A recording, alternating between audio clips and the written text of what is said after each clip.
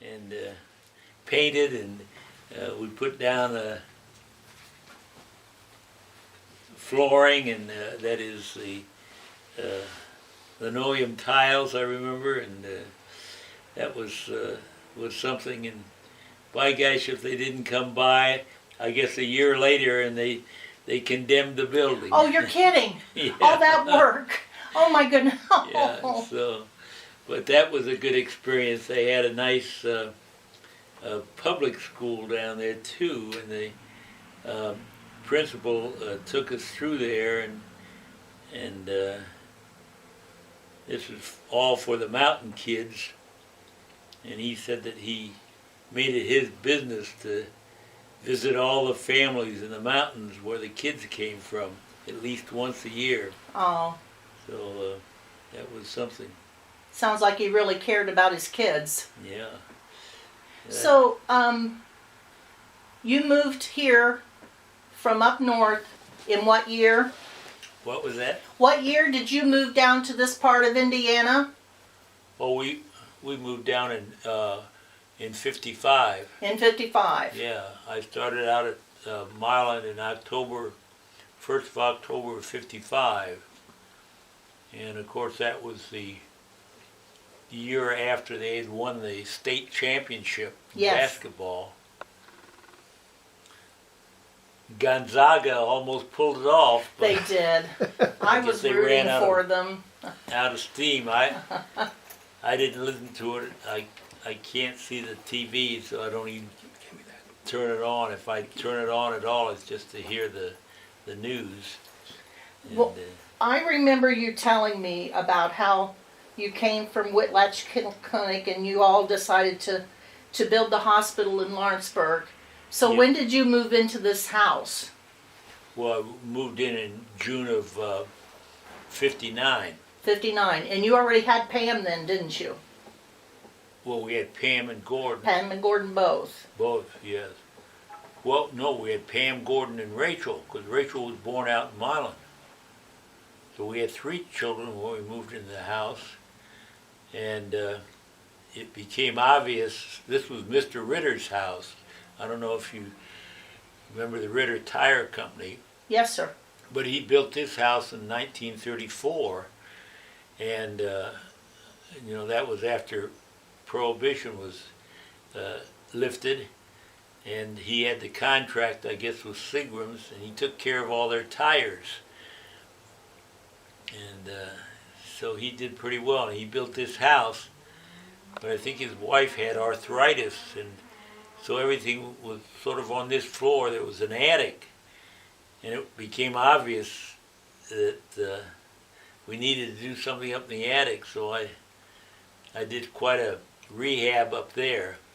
There were 2 large unfinished rooms up there with a partial bath, and I put 4 bedrooms up there and 2 full baths up there with showers for the kids. And so that's amazing. All the while you're still doing your full-on practice of general surgery too. And of course the kids were spread out over a period of time, so we kept a couple of them here in the parlor when they were very young. And then as the kids moved off to college, we kept the rooms for a while, but once they left, other kids moved in, like the 1 bedroom was initially Pam's, and that became Glenn's bedroom. And then Gordon's bedroom became Garth's bedroom.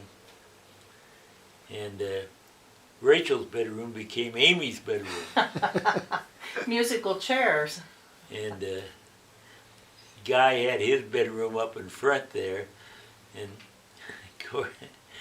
he had mice in it up there, and he had all sorts of things. Of course, Rachel had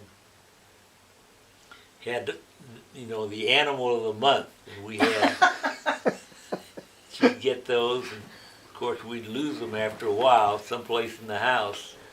And that was something. So, What year did we start the new elementary school down here? Did Pam and Gordon go to Northside School, or were they automatically in the new school? Do you remember? Oh, Gordon, his first year, went to West Side, West Side. but Pam went down here Okay. from the start. And of course, back then, I believe Danny Belmer was the principal when she started. And I think it was, Mrs. Hopmeyer? Yes, ma'am. Yes, sir. She was our And then there was Our, Mrs. kindergarten Cherry teacher. and Mrs. Britton yeah, and Mrs. Porter. Geneva yeah, Porter. Mrs. Kroger and Mr. Kroger, and then of course Nelson Elliott was down there when I was on the school board for a short time. Of course, Mr. Pitts was the superintendent. I guess he followed Mr. Driver, Hal Driver, and that was about it, as far as I can remember. So all your children went through this school system, didn't they? Yeah. Well, you know, this house was ideal because the kids could come home at lunch Yes. and they could walk to school. And of course, we did not have this connector highway out here, so it was relatively safe for them to cross the street. And they used to have, for a short time, I think, some patrol kids for the crossings. I remember that didn't last too long, but it was never a problem as far as the traffic was concerned.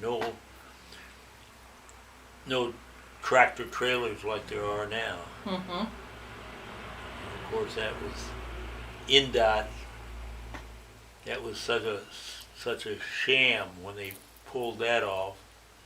You know, they had a meeting down at City Hall, and the guy from NDOT, I mean, nice guy and everything, and he started into his spiel, and I suppose I inappropriately interrupted him. I said, "Is this already a done deal?" He said, "Yes." And that was it. It was much why they called that meeting, and it was already decided. And the meeting was called for the input of the public. And that was it. And of course we had some kids across the street, little kids. And I said, it's just an accident waiting to happen. And that was it, but nothing changed in it. So now we have the tractor trailers coming down here. Once they get at the top of the hill, up there, they just come down here. There are no speed bumps or anything like that, and I don't think they pay any attention to the speed limits. And it's just unfortunate. And of course, just like the school moving out onto the hill, the property values, just go down. Were you part of the school board that made that decision? What's that? Were you on the school board when they made that decision? Oh no, that decision was made in the late 90s, I believe. No, I wasn't on the school board then. I think I was on the school board in 1965, and I'm not sure who was the mayor. It was an appointed position then. Was it? Yes, and Leon Kelly. Richard, how long he was the mayor? Well, in 1965, it might have been Bernard Teeney or Nathan Schwanholt. Those are a couple names that come to mind. Of course, I was just an infant then, but that from reading the history, Bernard Teeny was elected in 1960, so he would have been in there until 1963 or 64, somewhere around that. I think he was the mayor during the flood in '64, and then do you remember Nathan Schwanholt? Didn't he come after Bernard? Or that's just my memory of it. Well, I was on with Nelson Beer and Merle Fox, and toward the end, Polly Newman. And they were appointed. That was a mayor's appointment for the school board. You're saying? Yeah, that was appointed. They called me up. The mayor called me up, and I'm not sure who. Can't remember who it was, and I said yes. And then I got too busy, and I couldn't really handle it after a few years' time. And I worked with Mr. Pitts, and of course,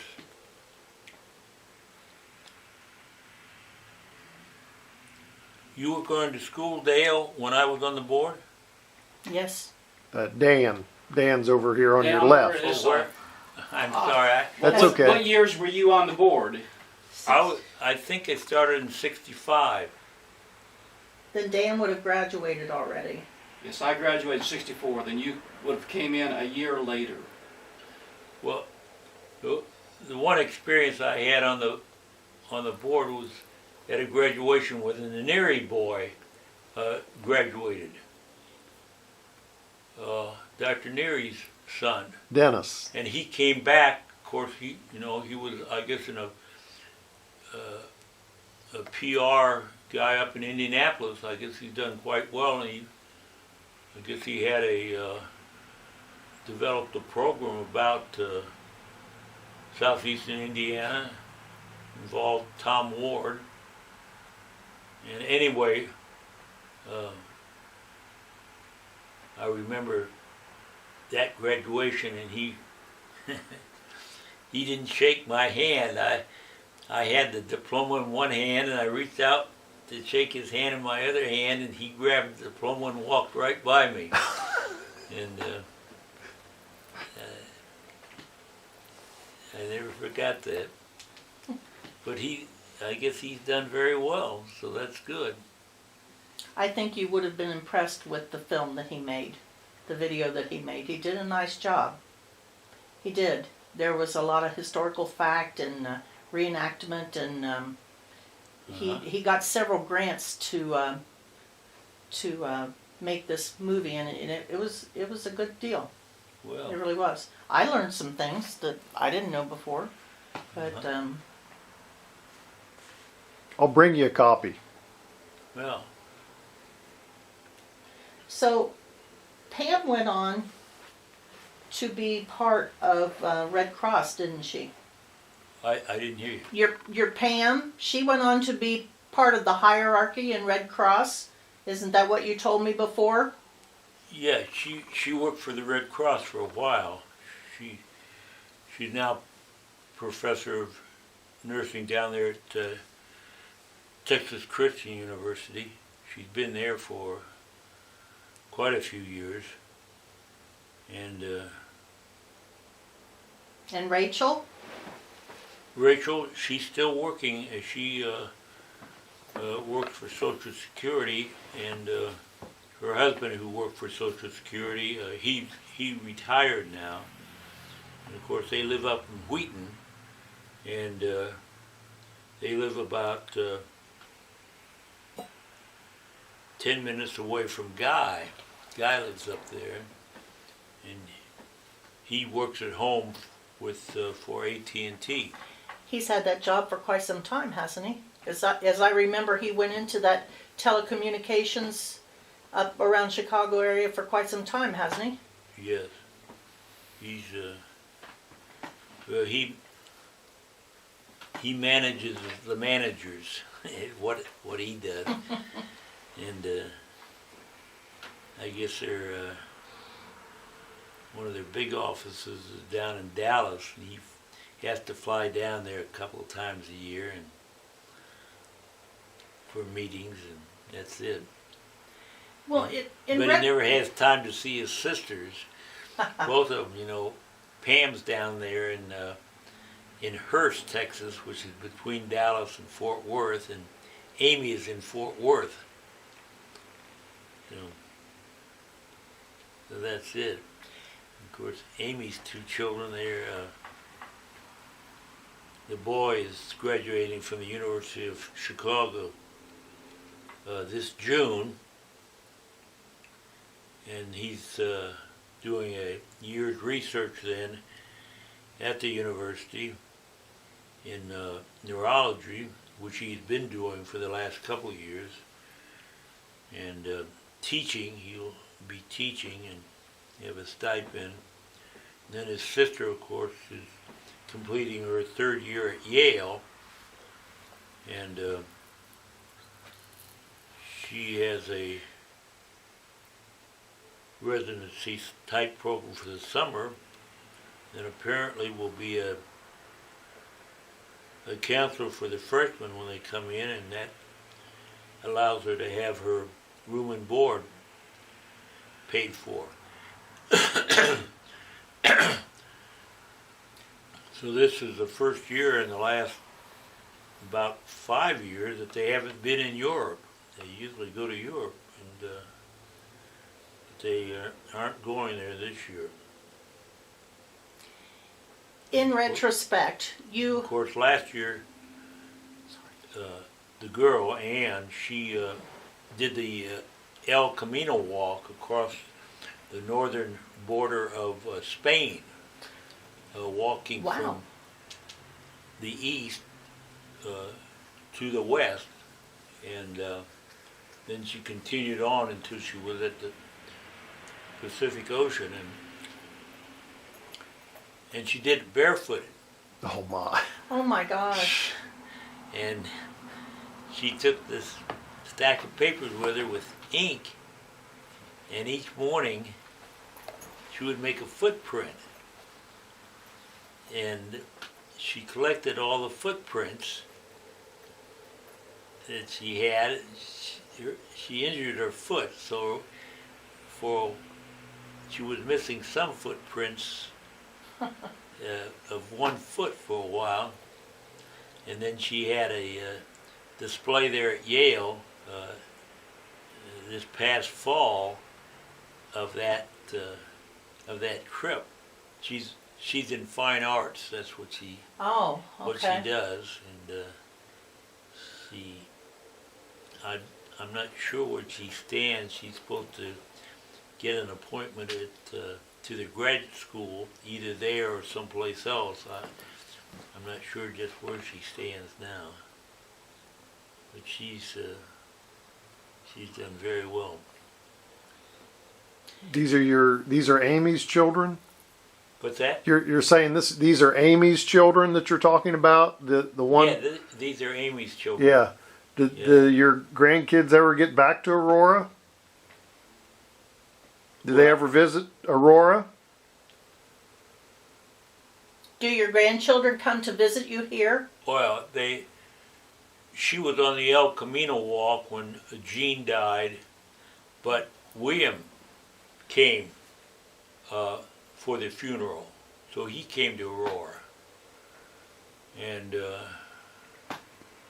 that was very, very nice. My brother came. He lives in Richmond, Virginia, and that was nice. And of course, a number of Jean's relatives came from the Carolinas. Well, let me ask you. I remember you and I had this talk before that you were stationed in Chicago when you were in the Navy, and you settled in this area. So how did you feel about the school system here, having been up in the area where you had such large schools, large capacity schools? How did you feel about the school system here? It was such a change for you. I wasn't very smart then. Oh. And certainly not very sophisticated about school system. I was reading in the paper today and looking at the outcome for the last couple of years for the South Dearborn School Corporation, and they had the results of the I-STEP for whatever importance that is. But certainly, I feel that, well, first of all, I'll just very clearly, I voted against the $9,700,000 bond issue for the new school,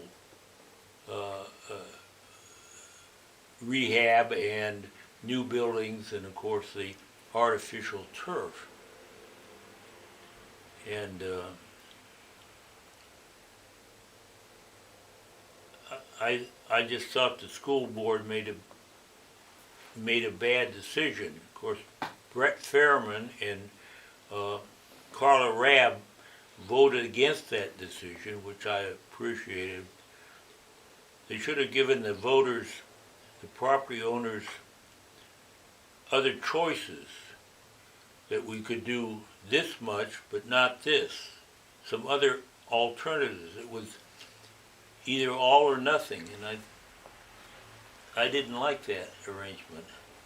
And the other thing, they did not make a statement about education. It was about the buildings which needed repair, and no question about that, but how that impacts on the educational process. Of course, the grade school and middle schools got money because they did not cost, the costs were under $2 million. But I thought the school board just didn't do it right. So I voted against it. And, all right, I signed a petition against it. That I shouldn't say I voted against it. And I hope they go back to the drawing board and start all over again. And I hope they would make a statement about how these improvements and how this expenditure of monies will positively impact the education in the schools. Apparently they've changed their statement about the schools. It used to be a statement included the wording to provide the best education possible, and I don't think their statement includes that anymore. They never published the statement in the newspaper. Of course, they may have done it in the 3 summer meetings, but of course I couldn't go to those or anything, and I didn't see it printed in the paper. But I would think that they would have used their statement and would show how these expenditures would actually address their statement, what they want to try to accomplish. And I just didn't see that. And of course it could have come through because I have a difficult time in reading the papers. But get back to your question, how did I think about the school? Well, of course, I thought it was pretty good. Of course, it was just the Aurora schools then. And of course, we recognized that we had to upgrade the old high school, and I was on the board in the planning for that addition down there, which I think turned out pretty well. You've got more classrooms, and you've got the library, and I think you got a chemistry lab, And I thought that was a reasonable addition at that time.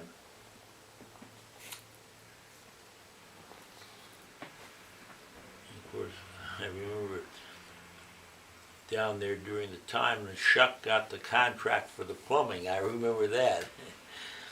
And that construction company out of Batesville built the thing. Can't remember that construction company's name.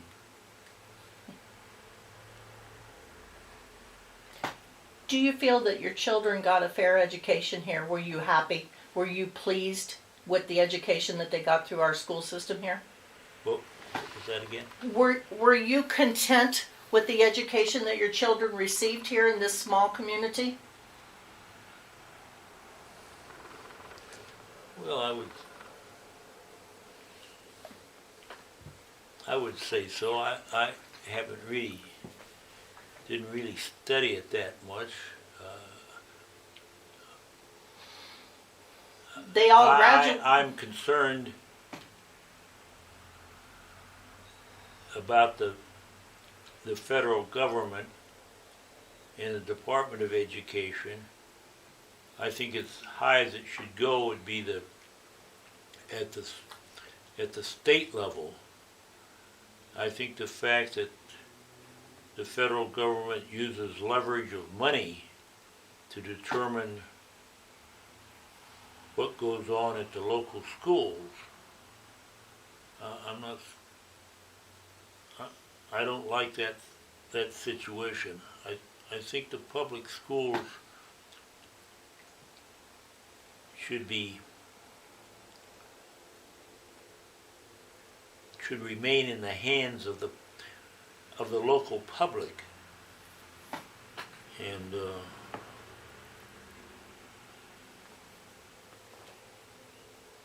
I think even at the state level it's a problem. But I do think there needs to be some kind of standards so that schools are responsible. That, Voss, who's now the Secretary of Education, at least her past record has been that she does not like public schools, and she's all for charter schools and that type of thing. But when you look at the parochial schools and what they do, and the kids that come out of parochial school into the public school system seem to do well. Those that come up through the public school system don't seem to do so well. And that may be an economic thing because it costs the people to go to the parochial schools, but it also involves them because they're willing to finance the child to get a better education.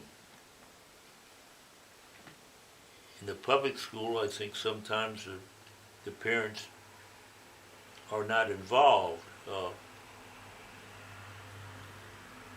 Amy does volunteer tutoring down in Fort Worth,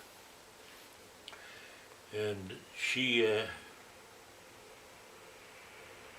working on a program not of her origin, but the idea of 100 by 25, which is 100% of the students by 2025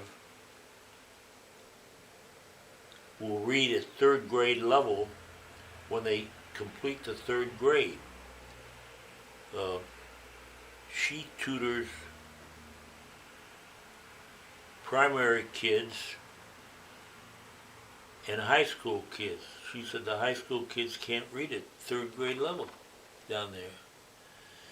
And, they come and they're hungry and they're dirty, and here we are in Fort Worth, Texas with all the oil money and everything, and a really relatively affluent community, and she said it's just too bad.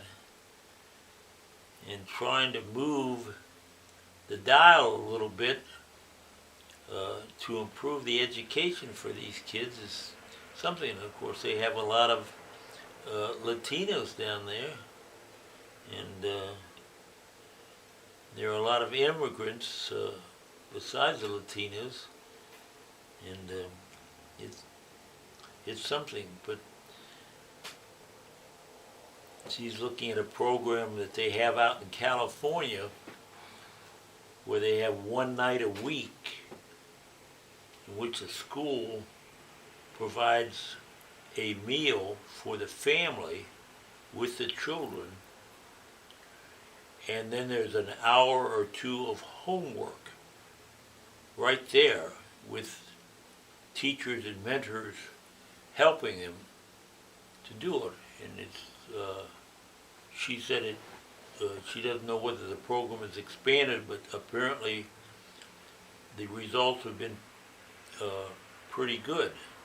Does she feel that part of the problem, well, does she feel it's a compounded problem, that the parents are disinterested, don't have time, or don't even have the capabilities themselves to teach their children?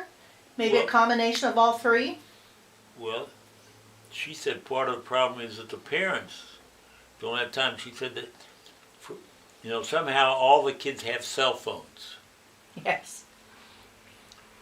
And she said part of what she had in mind was that the school has a website, the one that she works at, and she wanted to read to the kids. Not only her, but other people read to the kids at grade level readings. And, at supper time when mom's busy getting supper, the kids could just go to this website and find the appropriate grade level reading, and somebody would be reading the stories. And she feels that from her experience in tutoring that the kids seem to do better when there's a lot of reading to them. It gets their interest, and then they read. And of course this is all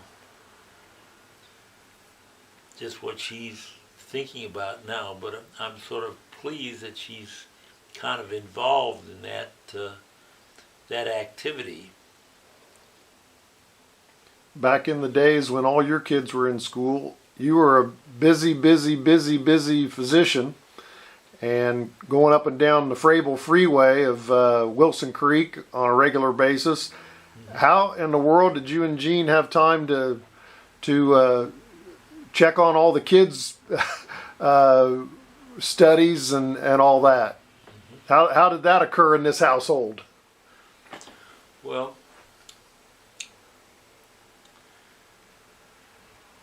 I'm sure she's just a dreamer, but that's sometimes what it takes to try to improve the situation.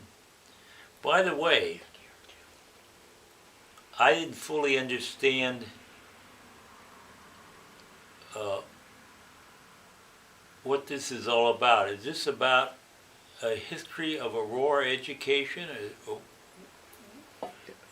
Well, what we're doing is we're putting together a group of people who are interested in preserving the history and the stories of Aurora schools. Uh-huh.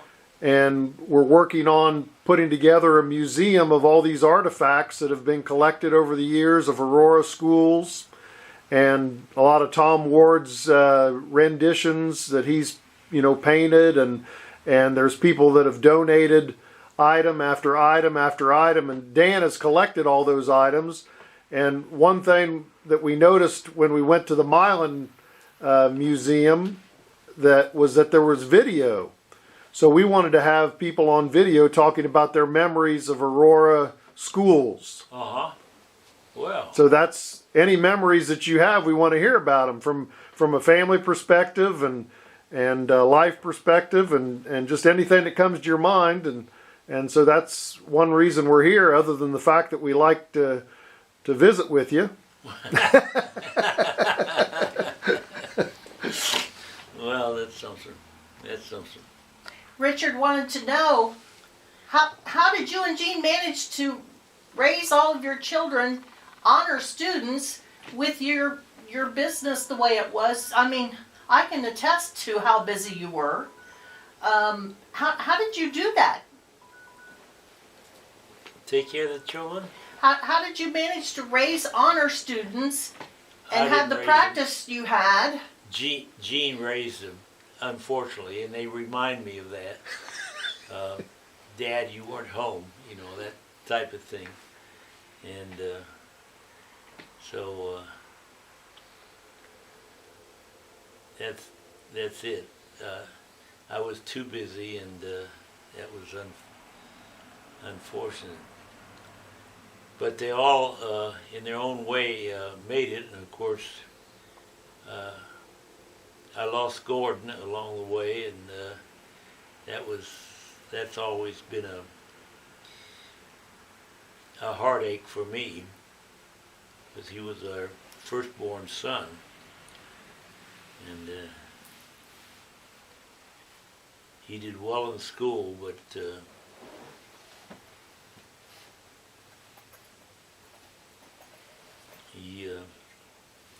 he separated from the family, and he has not come back. I know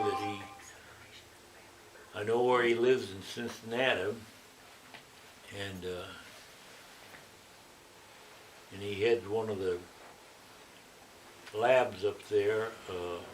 Used to be called Lab 1, but I don't know what it is now.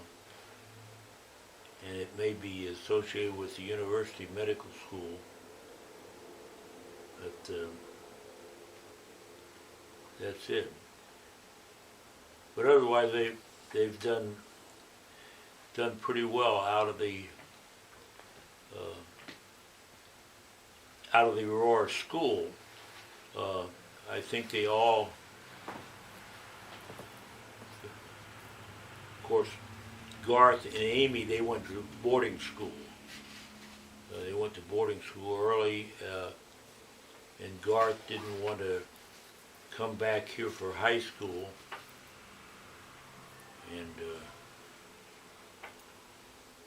he did all right at the military school.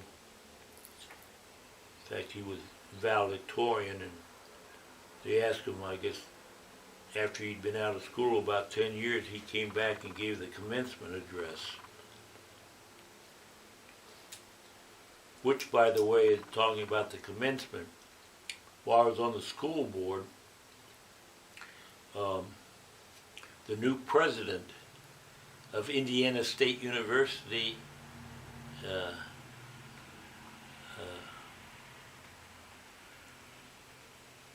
was enthroned, I guess, over there, if you want to call it that. And Gene was asked by the University of Akron to represent the university at his inauguration, if you will. And so we went over there, and she was in cap and gown, and of course had the gold and I think black colors on for her for the school. And of course they had a lot of things, including a dance. Anyway, I talked to the gentleman, and I can't remember his name. And I asked him if he would come to the high school and give a commencement address. And he said yes, and we had a little exchange, and we got the date and everything. And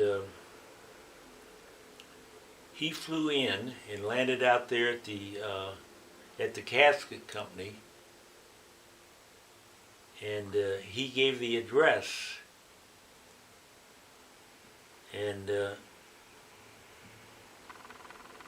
course, he was talking to the senior class, the graduates,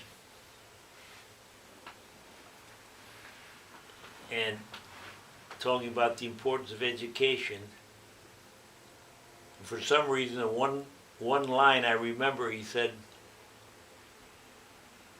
if we don't have good philosophers, we won't have good plumbers. And that is stuck in my mind all these years. And I thought, well, you know, there's truth in that. We have to have good people at the top. And I suppose you say that's trickle down type education, but I think that's the way it goes. If we don't have good professors and don't have good teachers, I think the students suffer a little bit.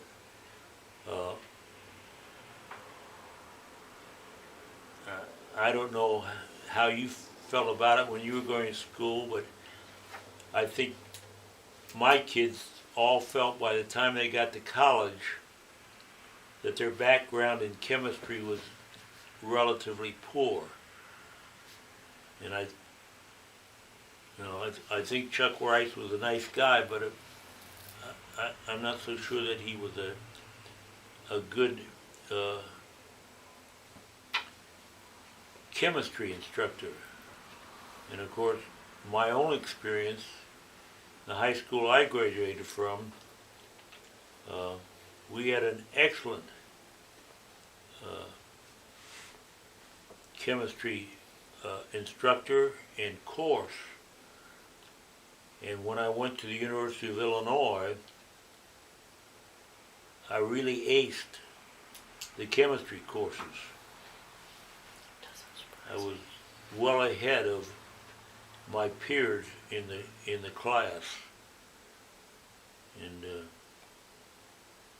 I just felt that was a good example of you got to have good teachers if you're going to have students that do well as they progress through school. Do you remember what year that was, Dr. Frabel, when you had him come over for the commencement? What was that? Do you remember what year it was that you had him come over for the commencement speaking? I keep thinking of 1967, but you know, all of this you'll have to do, like the news, you'll have to do fact checking. You have to. We don't want the fake news, right? Yeah, yes, you okay. have to do that, because it's so easy to not have it right. You said he flew into the casket company. Did he fly his own plane? It must have been a small plane. What Did was the that speaker fly his own plane into the casket company airport? Was it the school's airplane that brought him over from Terre Haute? Or did he fly himself? Do you know if he was a pilot? Pam, I didn't quite understand. You try it again. When he came to speak from Terre Haute, was he a pilot or was it the school's plane that brought him? Do you know?